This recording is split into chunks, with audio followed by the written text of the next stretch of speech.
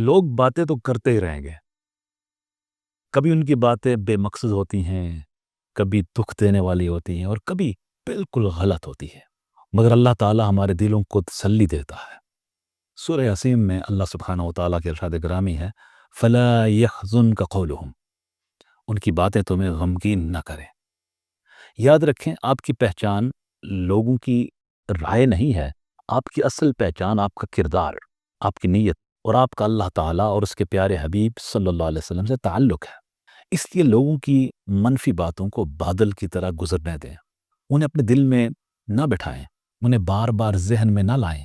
آپ کا دل قیمتی ہے، آپ کی توانائی قیمتی ہے، اسے اپنے خوابوں کے لیے بچائیں، اپنی ترقی کے لیے، اپنی نیکیوں کے لیے، اور ان لوگوں کے لیے جو واقعی آپ کی قدر کرتے ہیں۔